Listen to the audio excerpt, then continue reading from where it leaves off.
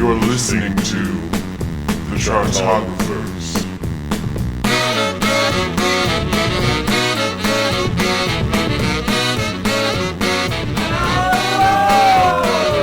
Everybody, we are the Chartographers, and we're coming to podcast Beat Beat. I hate you, John Harvey, so goddamn much. I wrote that for him. Yeah, the writer's room is getting really hyped up for season 3. You won't believe what we have planned. Our other option was wait, the Chartographers can't come to the phone right now. Why? Oh, because they're dead. This will not even be relevant by the time this airs. I am aware, exactly. These songs are already irrelevant, Yep. and it's been a week. Guys, guess what? It's been 2 days. So what? We're talking about days. David Bowie. David It is Bowie. part 2 of our epic journey of ranking every single album from worst to best. David Bowie. That's what we're doing. I gotta get this thing back on track. 69 to 67 to 80. Oh my god. Yeah, 67 to 80. That is exactly what we're doing. Yeah, we're 69. Oh my god, this is terrible. But guys, listen, we went ahead, there were 14 David Bowie albums from that classic era, from 1967 to 1980, and we ranked 7 of them, and I can't fucking believe it. It's actually kind of insane that we did that. But most importantly, though, we are now down to the top 7. It's incredible, and it's me, Evan Sadi. It is the co-creator, Taryn O'Reilly. It is our 2 favorite, most special of guests, John Harvey and Bobby Evers. Hi. They are a hilarious tag team duo. You can hear their audio podcast, Laugh a Lot, later on iTunes Store and Spreaker. It's so great, guys. Check it out, laughalot.com. That real. So guys, listen, on top of that, though, we are here, and they are Bowie experts. We've been having a lot of fun with it. The last 7 albums we ranked, we're not going to tell you what they are. I highly recommend you listen to that episode, though, because we got through a lot of stuff. We got through a lot of rankings and a lot of background detail. I highly recommend you listen to part 1, because it'll make a lot more sense when we get to part 2. Our top 7 albums remaining of this era are 1971's Hunky Dory. We got 1972's The Rise and Fall of Ziggy Stardust and the Spider from Mars. We got 1973's Aladdin Sane, 1975's Young Americans, 1976's Station to Station, and the other 2 albums from the Berlin trilogy that aren't that bad, 1977's Low and 1977's Heroes. Woo, guys, that's a lot of albums right over there. And listen, Bobby Evers, just so you know, is wearing a Major Tom shirt. That's right. This is the exact model of shirt that he wore Exact in model the of. Space Oddity video in 19... And it's a lot better than unless it was his actual shirt and you were just wearing it like, that is priceless. What are you doing, you monster? You scary monster and super freak. Yeah. As you are known in the industry.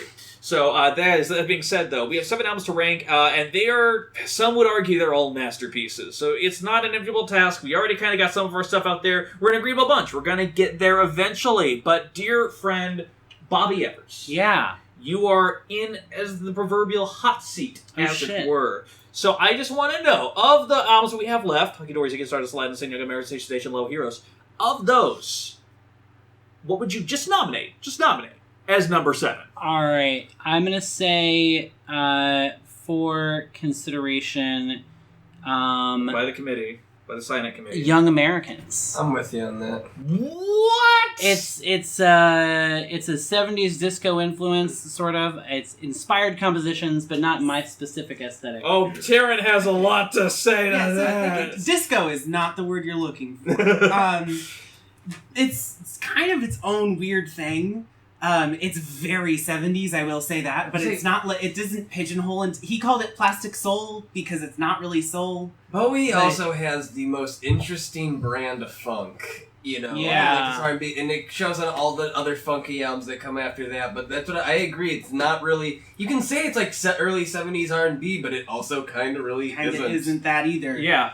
And that's a fascinating thing because especially after the last album that he did, he really wanted to change up his sound. He really wanted to do something that was totally different from Diamond Dogs. And apparently during the Diamond Dogs tour, because he did tour it, he was throwing in a couple like soul standards into his set there. He was getting really fascinated with it. And so when he finally got around to recording this album, he wanted to do it legit. That's when he brought in some really great guitarists. He brought in some great session musicians, and a very young Luther Vandross is actually one of the backing vocalists, and actually co-songwriter on one of the songs on here. He actually helped co-write Fascination. It was about a 50-50 split because there were some songs specifically right, but a couple other ones as well where David had very specific ideas for what he wanted in the backing vocals. So like he she wrote the full backing vocals on some of the songs, and on the rest of them, Luther Vandross helped arrange them. Yeah. And for the record, on this soul experiment, on this plastic soul thing train that he gets on here, he really nails a lot of the aspects of what made those soul records there. Mainly, and let's be real while we're talking about it, hiring female vocalists that actually know how to give it that fucking soul power to it. Because the single, Young Americans, the song, regardless of where the album falls in the ranking, I think we can all admit that's It's a great pretty song. Great-ass song. And even like Wright's another pretty fucking phenomenal song. Fascination. I think those three are the ones that are, and Fame. You know, at least four of it. Those four are all hit really hard. I love Wind for the record. That's just me. Win is like cheesy as hell, but I like it. That anyway. fucking sax line that comes up there, the like kind of echoing doodly doodly doodly. Yeah. No, I mean it's arranged immaculately. And I didn't even realize Beck fucking ripped off that to do Deborah. Oh yeah, yeah, which is fucking great. Yeah, the like opening synth tones. Yeah, I mean, I just think this is like primo David Bowie. This is like when he like hits pop its hardest and like knocks it on its ass. Like Fame is just a brilliant song. That's like one of my favorite songs of all time. And I feel like just as a whole on this album, even on the maybe lesser tracks, like Somebody Up There Likes Me, or Can You Hear Me? Like he's still, I don't want necessarily to skip over them. Like it's a very incredible listening experience. I went online for this to look and see it, but it on Setlist FM because it aggregates tour information, and I wanted to see like what his most frequently performed songs on there. And Fame is still his most performed song over all of his tours, which I think kind of speaks a lot. I mean, it was his first major #1 or his first major U.S. single, like top 10 breaker. And also, if you just break down like the structure of that, like the layers on that song are insane. At one point, there's up to like 6 guitars playing. And you want to talk about like a special brand of funk is that, he has all these really tiny little pieces. Similar to like how Prince is that it's like, it's a few notes and then it's about like what comes in and what comes out and creating space. And when one thing goes away, another thing comes in to fill its place. Yeah. And so you'll just have these amazing, like 6 awesome riffs just going over each other with a great John Lennon assisted vocal. Yeah, it's fucking, I mean, it is a song, and of course John Lennon also was a co-writer on it too, because you gotta keep in mind, like, Bowie just worked with the greats, there were so many different pop icons that came up and through and with Bowie that, like, of course John Lennon would fucking co-write a song with him and it'd be a massive single. Like, that makes sense. That's part of the echelon that he's in. Never sold as much as the artist that he worked with, but always still, again, had that influence on here. All together, personally... Yeah. Young Americans is a solid album. Let me say why I think I'd also put it at this number. Is that, well, I think all the songs are really good. And I'm with you on the that I think all of these are all pretty excellent, pretty perfect albums.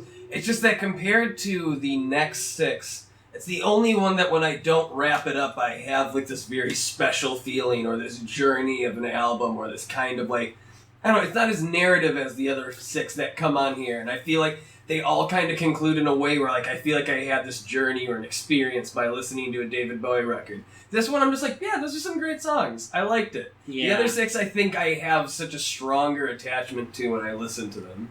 Yeah, that's sort of where I'm at. Like, I like Young Americans, I like Fame, but, like, as an album, it wasn't, like, hitting my particular aesthetic notes where I was like, oh, yeah, hell yeah, this. I'm like, okay, this is Bowie sort of, like, experimenting again with something new. I don't know. I mean, like, now hearing you guys talk about it makes me want to go back and, like, experience what you guys experienced because, like, I feel like I missed something, but here's what you did not miss, though. His fucking cover of Across the Universe is pretty dog shit, okay? Nothing's gonna change my world.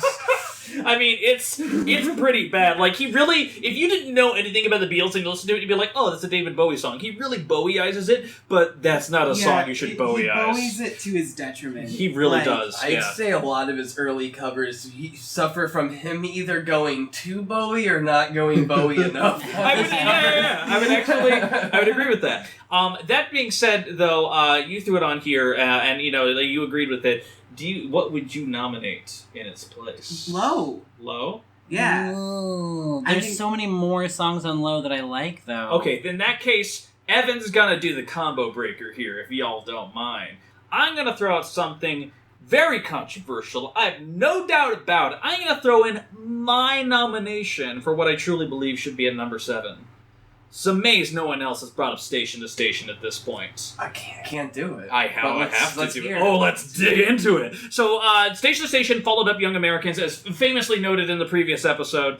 It's the album that Bowie has no memory of making, because it was a apparently very coke-fueled little journey that he went on there. Yeah. He apparently, after leaving LA, where he recorded Young Americans and Station to Station, he said that he wouldn't mind if the city burns to the ground, because it just, like, it fed into his coke addiction so intensely.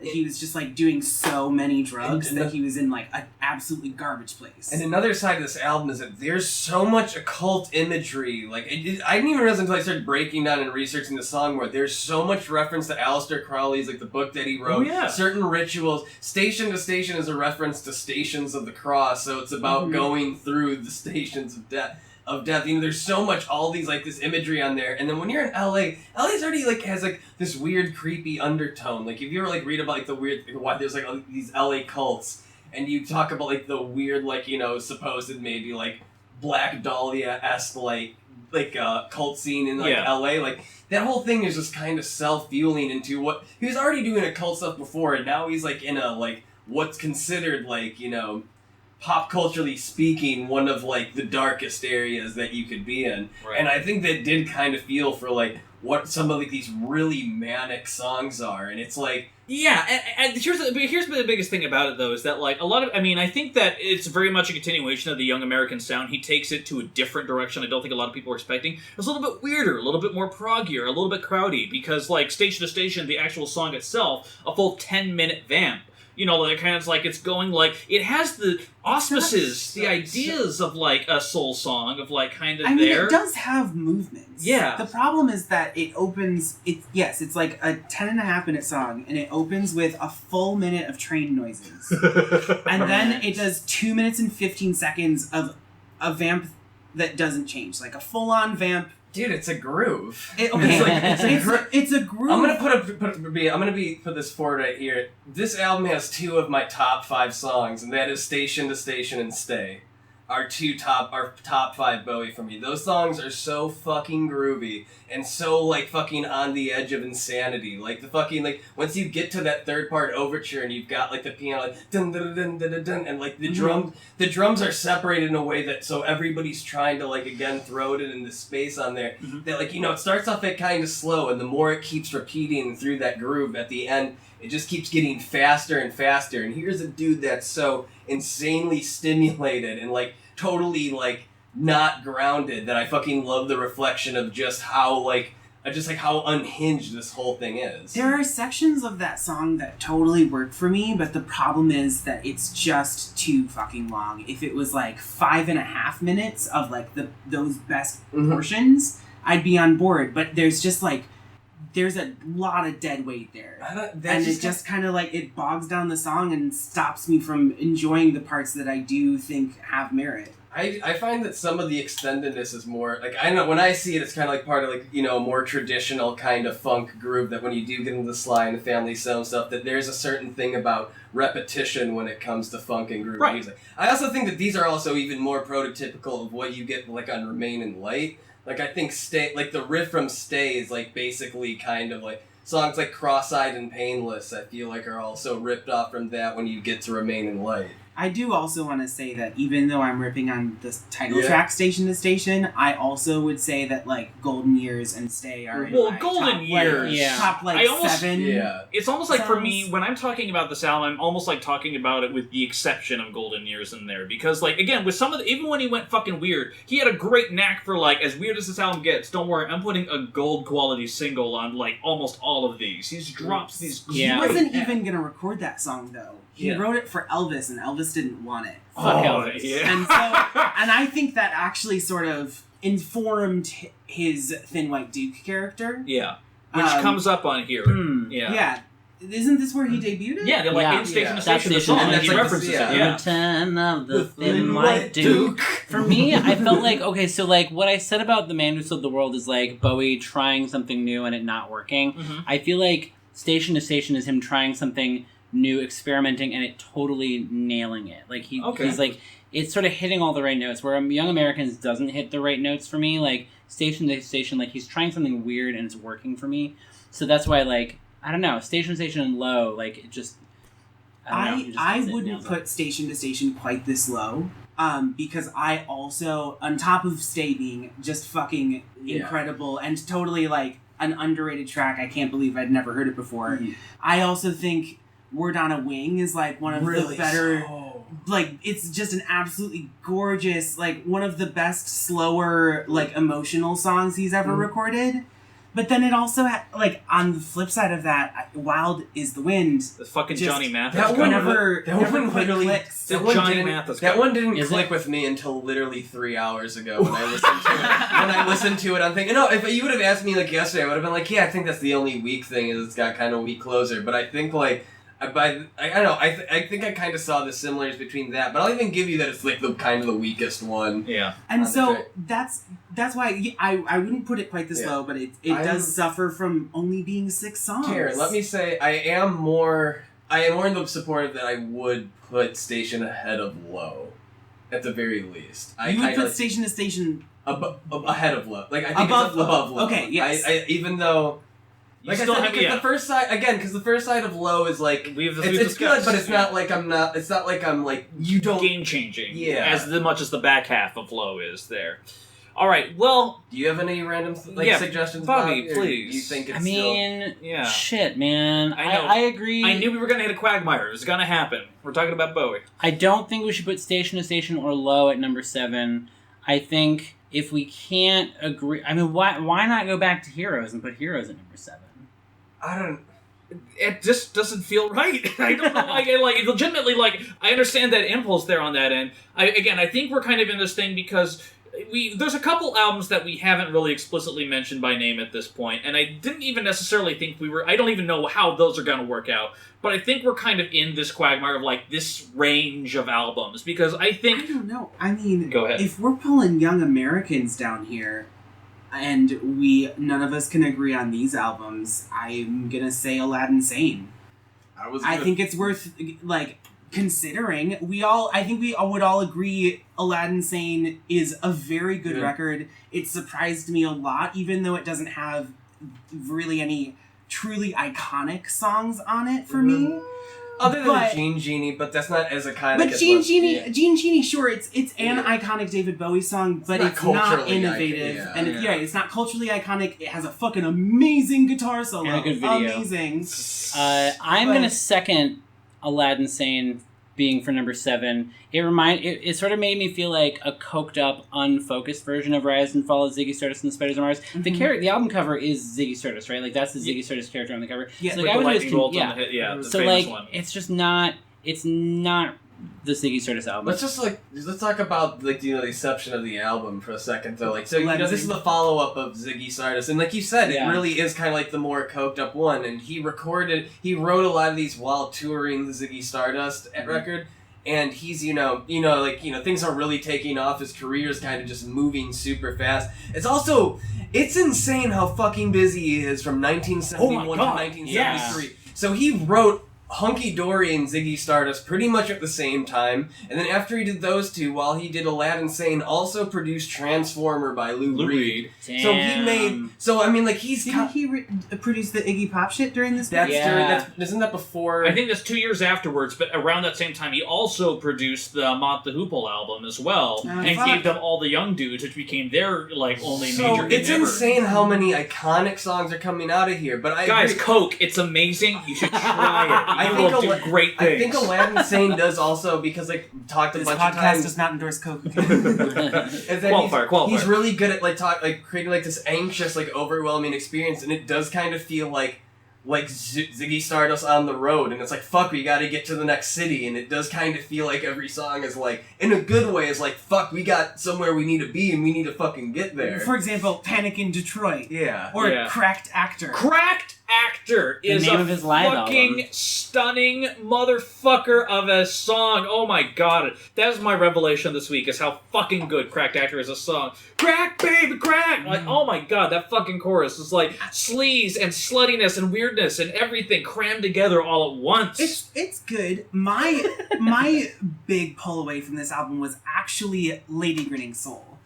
When it has that like full like piano trill. There's a lot of piano trills on this motherfucker though, by the way. But I feel like, again, speaking of songs that informed a band's entire career, Lady Grinning Soul and Radiohead, maybe? Little bit. On the way that melody lilts and the way that he forms the sounds. My favorite from this was like this Prettiest Star. Yes, it's like John Harvey. It's like this one where it's like, because Moon Age Daydream is maybe like one of my favorites off Ziggy, and I don't care if it's like if it's similar, just like that's like some of Ronson's best riffage going on there, and. I have a story about The Prettiest Star. Please so, like, it's not a song that I knew before I DJ'd that Bowie night, DJ night. This girl in the crowd, like, people were coming up to me and, like, requesting songs all night, and it was great. And I was like, is that, like, I don't know. I'd have to ask them, like, is this a banger? Is this going to make everyone, like, leave the dance floor? What, like, because some of them I just didn't know. And so this girl, like, was like, can you play The Prettiest Star? And I was like, is that, like, a good one? And she was like, yeah. And then I played it and it was like amazing, and she, like, I don't know, She didn't do me, but like there was this moment like at the end of the night when she left and she like waved goodbye, and Sean was like, that girl loves you. And I was like, oh my god. And so like ever since then, like, I don't know, it's a good dance number. It's a good dance number. If you're DJing and you want to get like the romantic dance, like that's a good one to throw on. But the other thing though is that I feel like, especially on a couple of these songs here, it's like there's a lot of Stonesy stuff that goes on, like a little bit with Ziggy, but a lot more with Aladdin. Also, Let's Spend the Night Together. It's best version of that song. Oh god, it's like he just gives a fuck you to them of like, I can do your song better, and it's just he could. Yeah. This whole record feels kind of live. Like I feel like the band all recorded it as once, and that's what I kind of like about it. Is because this record, more than any of them except maybe kind of Station to Station, and I'd say even more Aladdin Sane, makes you want to go see live Bowie. Like, I think it's like, oh fuck, I want to go to a Bowie show. Or more importantly, it's that thing that like a lot of other like bands, they're out there, they have amazing live shows, but sometimes when they get in the studio, they can't capture that energy or whatever. This feels like the capturing of a live band's energy. And like, it's crazy and sometimes a little bit off, like I don't need the song Aladdin Sane with its, again, crazy piano interludes, which kind of go all over the fucking place. I think like, everything from Panic in Detroit on, though, I love all the songs, I like all the songs, but Panic in Detroit on, then you're just, it's a solid album from there on out. Right, which is why I was very surprised to hear you see you nominated. Can I suggest my unpopular opinion that I know is not going to go through? I'm going to go Ziggy Stardust and the rise and fall You're of saying Ziggy that for number 7? Number 7. I mean, if we're already throwing at that, I think it's more because I think the first 3 songs, fucking incredible, top tier. The last 3 songs, best ever. I just don't really care for Starman through Hang On to Yourself. No. Okay, so let's, we're just talking about it before nominating anything. Let's just talk a little bit about Ziggy Stardust here. Because after the pop breakthrough that was Hunky Dory, and that was like, Bowie, like, he had hit songs before. Hunky Dory, he was having big hits. He was getting that audience. That was him on the cover with the long flowing hair. Yeah. He was moving on for the dress imagery. And it's amazing because after the little bit of the hard rock that he discovered on Man You Sold the World, he's like, okay, I can do pop again, but he did it a lot more on his own terms. This isn't the debut by any means. He went a lot more queer. He went a lot more weird. He went a lot, there's some weird ass shit on here. You can really feel a lot more of his influences. Like, we talked about a little bit of the Bob Dylan-y nature of some stuff on Space Oddity. Then he has Song for Bob Dylan, which is like more of a legit homage, and then follow that with Queen Bitch, and then you have like, you have all these different things in here. But once you realize that as a woman, he's getting attention, as he's touring with the hype, he has the persona of a rock star. So how do you launch a rock star? What if you're already famous? And the whole idea of Ziggy Stardust, it wasn't the fact like, here's a new rock star for you to worship. The idea was that here's this content out of this rock star that was already famous coming down to earth. And when you saw him on television, when you saw this thin white man with this like crazy orange hair on television, you're like, what the fuck am I watching? Because especially, and you look at like early 1970s, it was like hippie flower culture, but literally, what the fuck is that's on my TV screen right now? No one knew what it was. It truly did feel like an alien was here, and people were fascinated to it. So he built his own narrative about a rock star and then it actually happened, which is kind of like Prince with Purple Rain. Like, the kid's gonna get famous by the end of the movie, but all the songs build up to it. He's famous. He becomes a superstar because of that thing. It's the idealized rock star routine. It's happened before. It's amazing. And so... It's also incredibly self-actualized. Yes! In a sense. Like, it's kind of...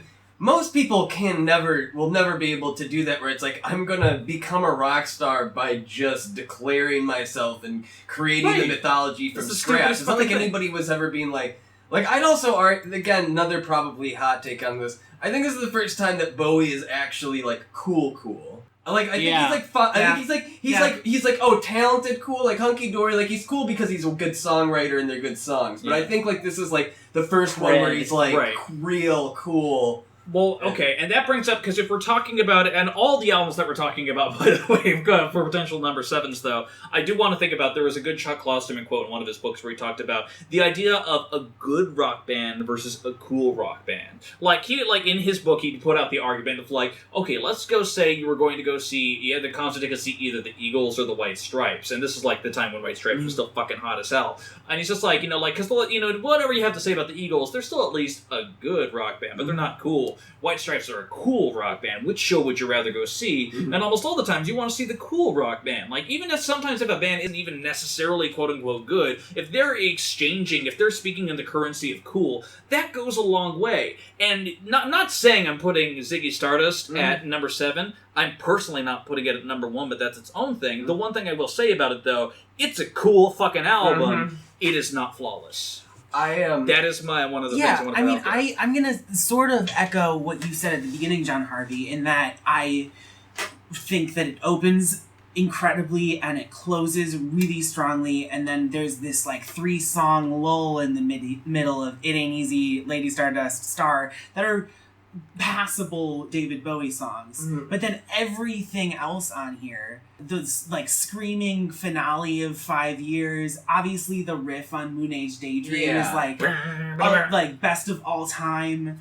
I mean, dude, Suffragette City is such a good fucking rocker. God. That is one of his best rockers. I mean, that's one of the best rockers of all time. Elton John wishes he could do that, and he tried over and over again and never did. And it also feels weird to even talk about the song Ziggy Stardust, because I feel like that song has become so iconic that even in the context of this discussion we're having right now, I have nothing to say to it. It's fucking cool. Right. It's exceedingly cool. I mean, it's the thing I'll also get. The other reason why I kind of put this one here is that I feel like Bowie, on top of being the great pop writer, is also he's very avant-garde, and I feel like Aladdin Sane is definitely the more avant-garde of the two. I think structurally, most of the songs on Ziggy Stardust are pretty simple. There's not really much experimentation. In the sense that it's just good songs. Straight up songwriting. Some of them, sometimes the songwriting in that regard, why maybe I'm just it's cool, but I mean, when you know what Bowie can do, it seems kind of tame in comparison. I would say that I would not have put 5 Years as the opening track of that album. It feels like a closer to me. It feels like a closer. It's long, it's slow, it's depressing. I would put Ziggy Stardust as the opening track of Ziggy Stardust. That's a good call. Yeah. I also will say, I think Soul Love, which I love, I think Lady Stardust and Soul Love are kind of just ripping off each other. A little bit. Is this too similar on the album? Yeah. I mean, they're spaced out enough that it doesn't necessarily feel like it, but if you had a different track listing where you put them right together, I would it's a little bit mixed. Yeah, Bobby, what are your thoughts on Ziggy Stardust altogether? I think it's great. I would say it's my top 4, so I would not put it in number 7. Although now that I'm saying that, I'm wondering if maybe 5 Years is supposed to be the setting that allows for the Ziggy Stardust character to arrive. No, that's what it is, because it's about, the world ending in 5 years. I need to go back. I need to go back and read That's the next... Yeah. Okay, so guys, listen. We've been talking about a lot of different albums here. And ultimately, though, again, we are the Chartographers. We are going to come to a vague consensus here. So I think in order to proceed, I think there's some stuff that we're all going to have to give up along the way to do it. So if we are to make the first move, let me just throw something out there. Let me know what y'all think of it. I'm just putting it out there. First off, number 7, Low. Number 6, Heroes. I think Heroes is a better record than Aladdin Sane. Yeah, I agree. Okay, so number 7 low at least. I like it's one of, after we've talked about all these things because Here's where I'm at. It's Okay. more like I know it's like kind of like a dumb thing to be self-conscious about, but like again because these are all impeccable albums. Who wants to be the guy to put low at number 7? Right. Taryn wanted to put low at 10. Yeah. Let's rank low at number 7. Let's put Heroes at number 7. Can we put? I'd rather almost do Aladdin saying low, just for the sake of consensus. Like putting these, I mean, again, for the casual listeners who are like listening in, because like sometimes guys, all we did was gush about Aladdin Sane. Yeah. We nominated it for number 7 and then just talked talked about about how how awesome good it it is. is. We Yeah. didn't complain about we did complain about the title track. Yeah. But even not Watch That Man's that fucking strongly. great, yeah. I mean, my thing about Lost Aladdin That Sane Man's is that amazing it's opener. like the coked up, unfocused version of Ziggy Stardust. So Okay. But you keep saying that. But that's still better than both Low and Heroes. I disagree. I thought Low was great. Whereas Aladdin Sane is 7. I would say Heroes or Aladdin Sane is number 7. I know, I got Heroes at my number 1. Whoa! Heroes has always been my favorite. I got Station to Station at 2. Oh my god! We can't get this Did we far done it? ahead. No, I'm just I saying. mean, we've talked about all of them at this as point. one thing I All learned right. from listening into the podcast, especially like I remember I used to think that And you being had on to keep the your Starcast. cards to yourself, but it became way more interesting when everybody was just like Tossing their shit out on the table. especially if it's about to get buried at number 7, you're just like, you gotta fight for it. Yeah. I don't know. I guess that's the other question. I think to decide where we're going, what does everybody have going towards their Young top Americans is my number 1. Oh, Wow. okay. Hunky Dory is my number 1. We haven't even talked about Hunky Dory yet. Hunky That's Dory because has... it's definitely It's not number definitely 7. not. Yeah, definitely exactly. not Because number there's no 7. fucking way that shit is number 7. no. Right, exactly. So that being said, not discounting everyone's favorite albums altogether, I do think, and again, these are all great. Number 7, number 6. Unless there's someone really that throwing an argument out there that can make it happen, I do think we have to be. It's Berlin Trilogy. Like I think we at least at the very least Low has to be part of the discussion somehow. I hate that. And I hate that because I love the back I would end. still put a low Aladdin saying Heroes at the very least. I can take that. Or at least Station to State, if you need to put it there. Station to Station or Heroes. Bobby. I would say Heroes at number 7. And then... Actually, no, fuck it. I'd put Young Americans there. Fuck that. Wait, we forgot about that. We got Young Americans. Yeah. Let's do it. Young Americans. Yeah. Low at number... Evan, what do you think? I'm trying to suss everything out as best as we can. You know what? I think, again, this might ultimately have to come down to a little bit of an outvoting situation in some particular situations. Now, I am... You gotta kind of just have to make a decision. Yeah, I just say we do Low at number 7. Or do you want to vote and put Young Americans at Yeah, number let's 7? do Young Americans. I mean, if we're talking about a Young voting Americans at number 7? I could be swayed. I would more want to put Low at number 7. You want to do low Young American or I could do that. I could do Or 7, 6. Low Aladdin Sane, Young Americans Heroes? Let's just do 2. I'm kind of okay with that. Wait. I don't know what we just Low, said. Yeah. Low, Low number as number 7. 7? Aladdin Sane at 6. I'd still rather put Ziggy before Young Americans at 5 and Heroes at 4. This is not how I feel at all. This is the opposite of how I feel. I know, you want Heroes at 7. I want Heroes or Aladdin Sane or Young Americans as number 7. These are the worst riveting podcast. Okay, Aladdin Sane... Okay, how about this one? Aladdin Sane at 7. Can we agree on that? Yes. Sure, why not? Low at 6. Can we agree on Heroes that? at 5.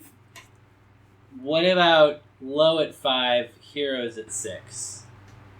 I just think I still think Heroes is overall the more consistent album. All right. I do too. I'm saying let's just, at the very least, let's put Low at number 6. Yeah. But I love Low. I do But love Low I too. think now we're getting to the voting part where There's it's like 3 people voting for Low at 6. Is that correct? Alright. Alright, so let's do that. And then at the very least, I think, as heartbreaking as it is, I think we can all vote for Young Americans at number 5, at the very least. Yes. I really don't want to, but fine. Yeah, I mean, we're all giving up little pieces of ourselves styles in order to bring up Dude, to I mean, another that's what thing there. happens when you get to a discography that's this. I know, fucking exactly, because good. here's the thing. Again, as I mentioned at the beginning, because this was going to be a thing that was going to be happening, there are so many shades and so many different styles of David Bowie coming together. Everyone has a different entry point. Everyone has an album that they're going to hold to their heart and fight for it. So Taryn having Young Americans at number 1, he is totally right. And that is a fucking amazing album. But we're also running into other fucking amazing albums, though.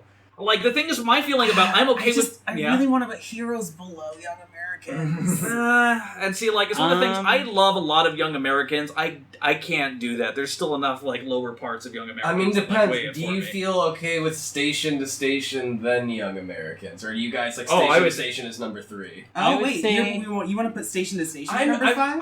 I mean, if we're I would like, be totally fine with that. I mean, it depends. I guess it's up to Bobby if that's happening. Bobby. Wait, what was the thing that you said before? Oh Was God, I don't remember. Heroes, Young Americans, and then Heroes? Young Americans number 4, Heroes number 5? I mean, what I would want to do is put Young Americans at 3, and then Station to Station at 4, and Heroes at 5. I would do that. What?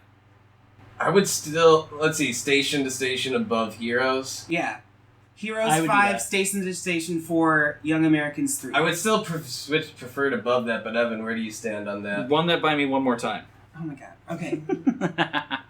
Heroes at Probably edit some 5. of this. Yeah. To Station at 4. Mm-hmm. Young Americans at 3. No. Okay, fine. Leave Young Americans at 5.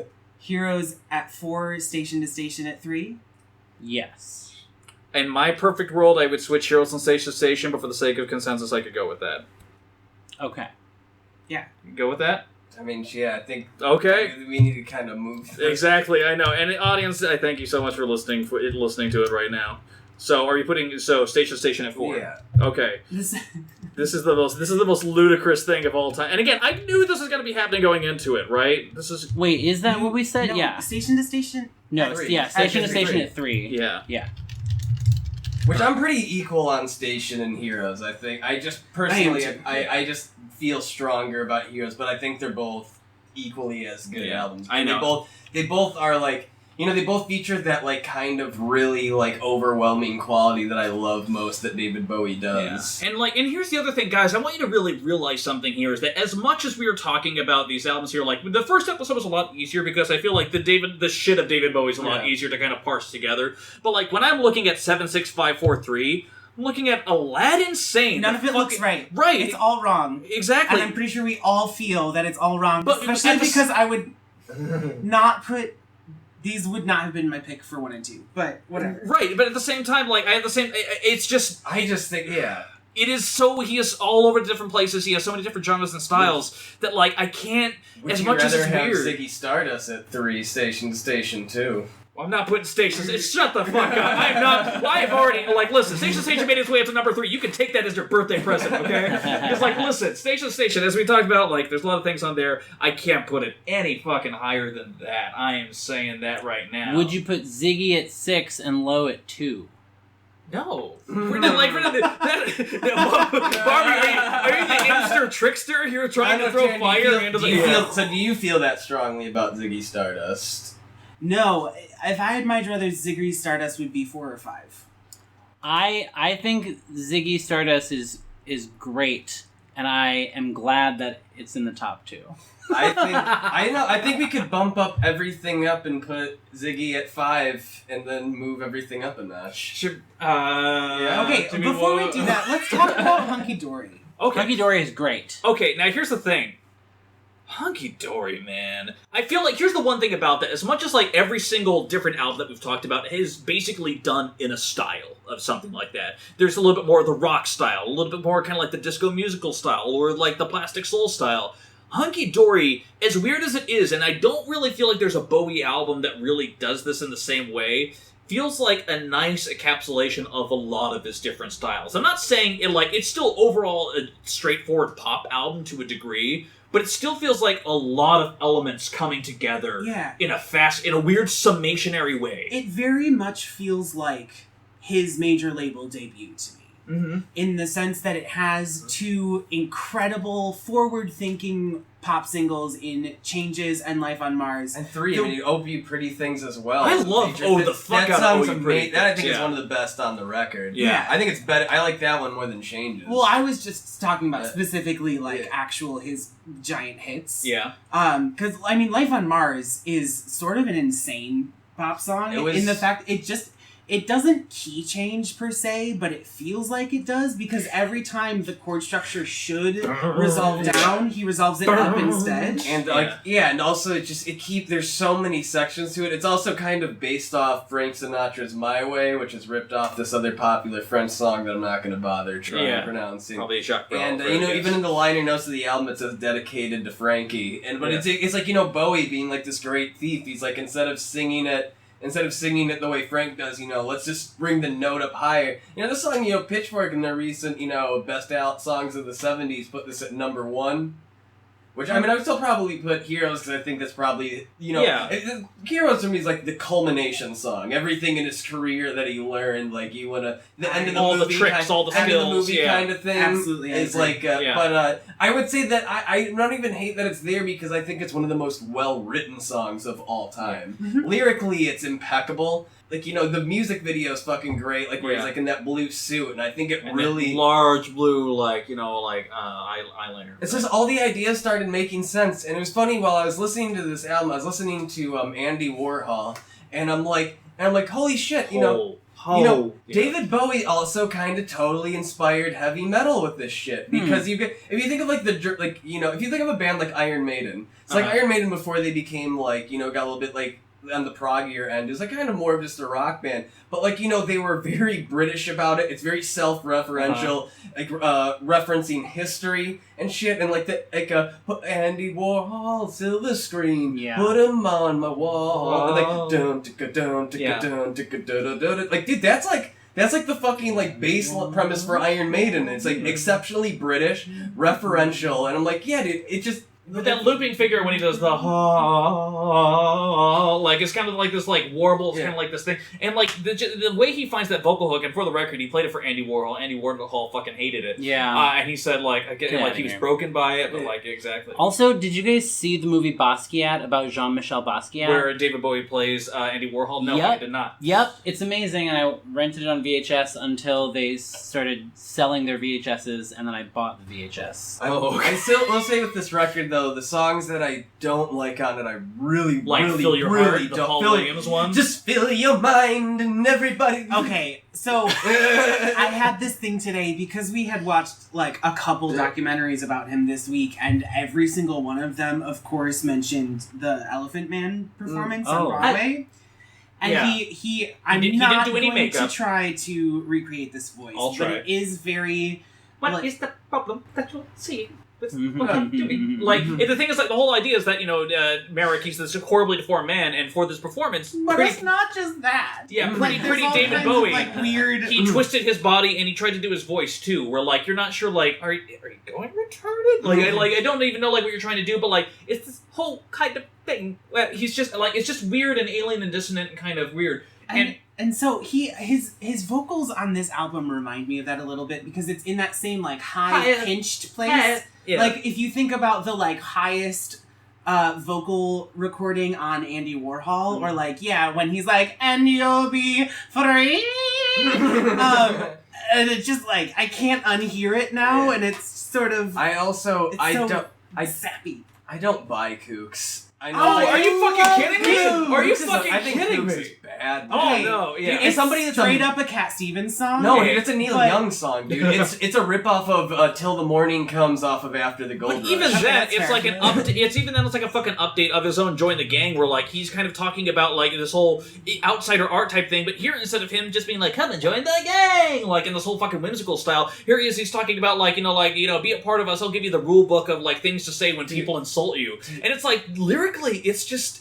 A completely different thing. It's this warm embrace of an album in a way where it's well, he's always been the freak. Here he's it's okay to be a freak on this album. Dude, I'm not done shitting on Kooks for a second, man. Dude, fucking and the band Kooks for that matter. It's just I feel the fact that he never played it again after 1970 kind of speaks about that one. Where he's just I don't buy that he's okay, so because he's like, oh, I'm a songwriter, I have to write a song about my son, so he does it, and he's just like, hey, it's me, your kooky David Bowie dad, and your kooky David Bowie mom, and don't go getting any fights, because if you seen your dad, I'm dressed as a woman.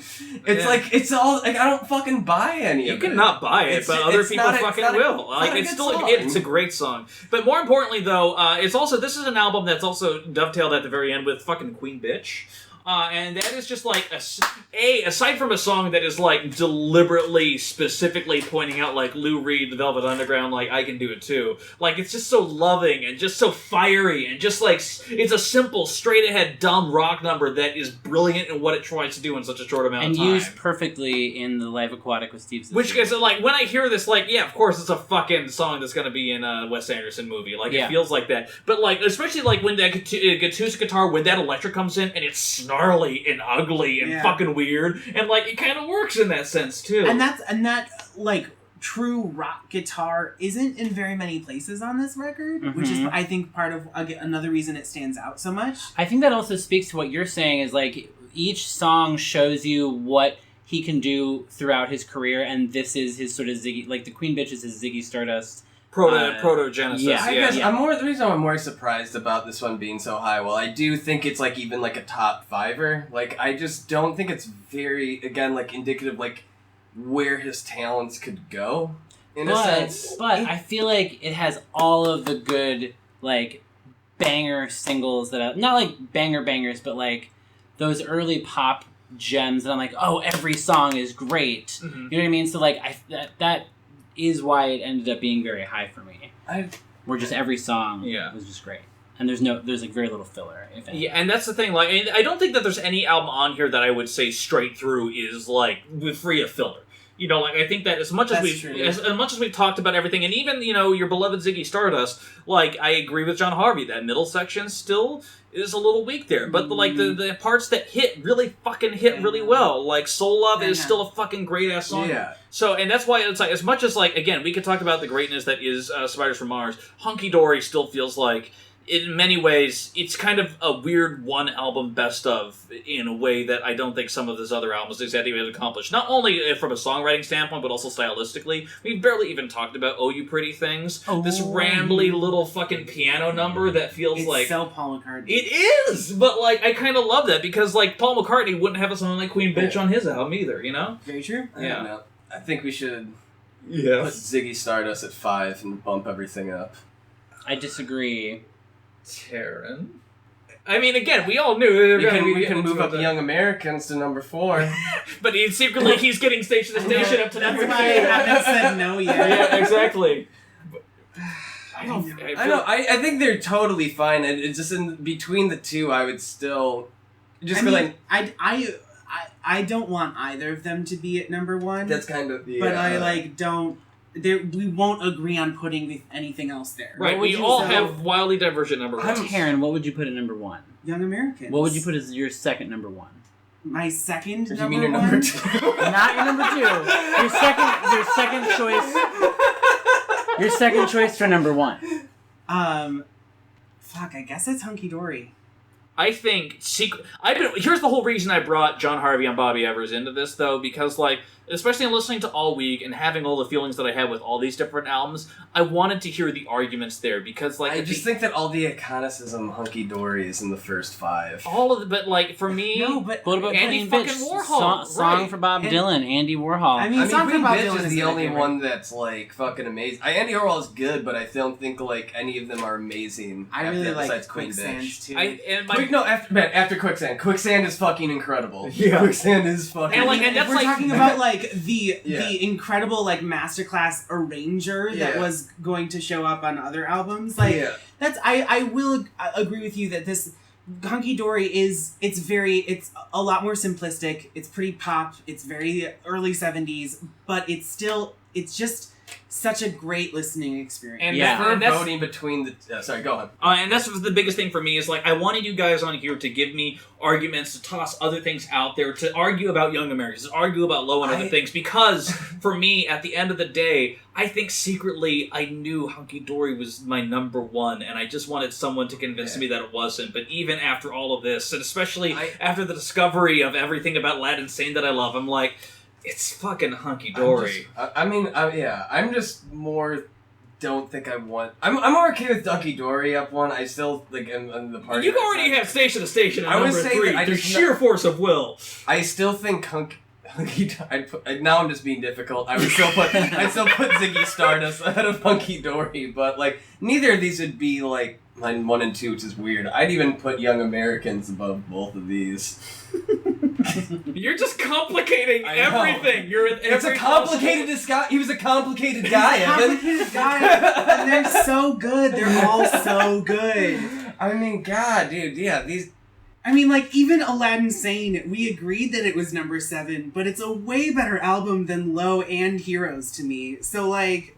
Yeah, and like everything's all up on the wizard. And the thing is, everything's wrong. I know, and the biggest thing is that I know for a fact that people like when they post their own list of favorite Bowie albums on our Facebook page, it's gonna be fucking insane. Hey guys, I had a thought. Maybe you shouldn't rank art. Wait, what? But John Harvey, we would be having. Should we vote to disassemble the Chartographers forever? Scrap the list. I mean, at that point, for one, you do not have the authority to do that, even as the most frequent guest. So, I'm so happy we can have you on both of your last episodes as guests on the Chartographers. A little bit of subterfuge going on here. Wonderful. Guys, listen, we've been talking about it for almost an hour now. Just at this point. Exactly. Number 1, Hunky Dory. Number 2, Ziggy Stardust. Boom. Whew, guys, listen. And the thing is that, like, I would argue wrong. This ranking is It's wrong. wrong. Karen, funny we can 'cause, still like, bump, we all agree. We can still bump We Ziggy don't Stardust to agree. 5 any moment. We got Boom, it's locked. It's locked. but then Station to Station would be at number 2, and that I can't agree with. It's just so funny because, like, I wanted these as my number 1 and number two, and to do that, I had to give up my middle ones. All your middle ones? I had to let other What things were your middle be. ones? Like, I would have had Station... Oh, you know what? Station is number 3. I would have had Low as number 3 or 4. Uh-huh. Or even and number that's 2. it? That's the only thing you gave up? Yeah, I mean, like, the rest Well, of go them... fuck yourself. Yeah, we can bump it. We can take Ziggy to 5 and just jank everything up. No. Dude, it's not that great of a record. Let's just drop Ziggy to 7. No. Yeah, No. there we go. I want Do it. Hunky at 1, Ziggy at 2... And it's all about what Bobby wants. Low at 3... Why are we listening to this guy? Evan, let's drag it down. No. Evan, it's your podcast. Don't listen This is to it. where we You ended don't really up like with Ziggy the that much, consensus. do you? I mean, it's good, but you don't after like the it that much. conversation. I want you to talk about the pretty devil good. and angel on your shoulder. Guys, listen.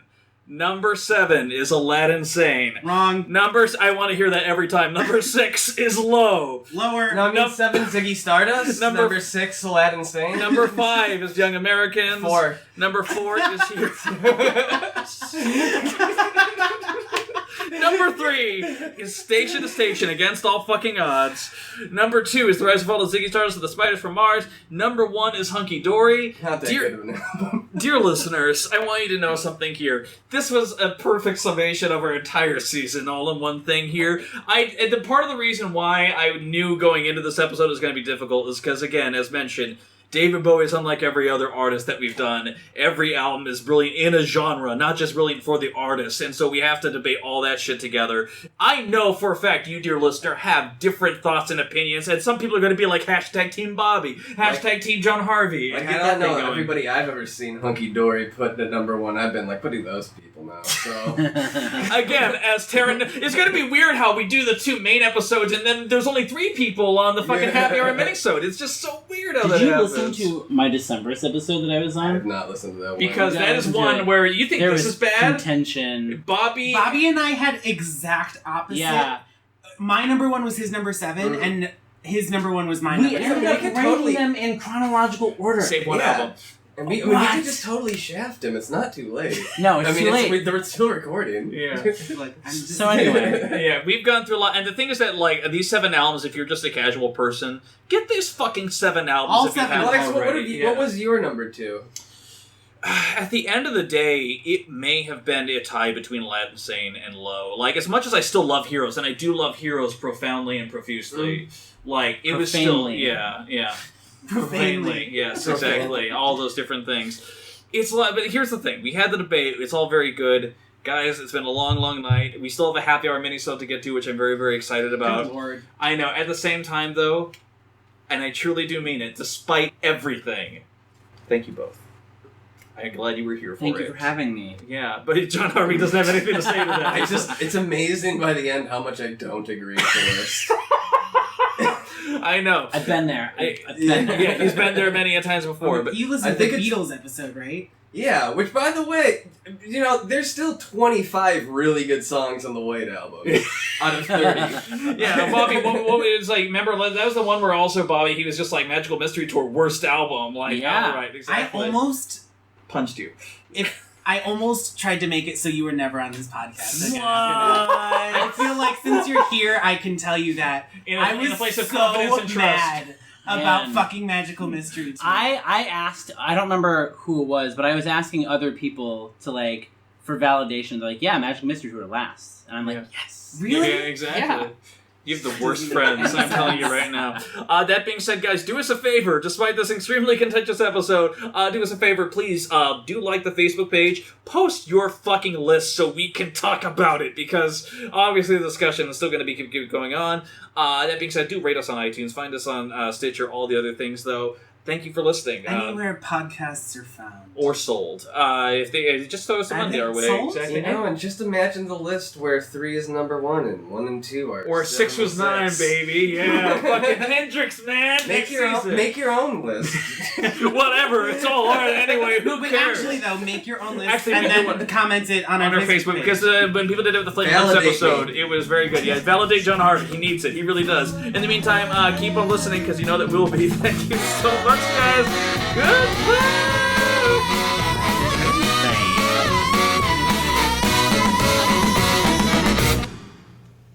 Hell.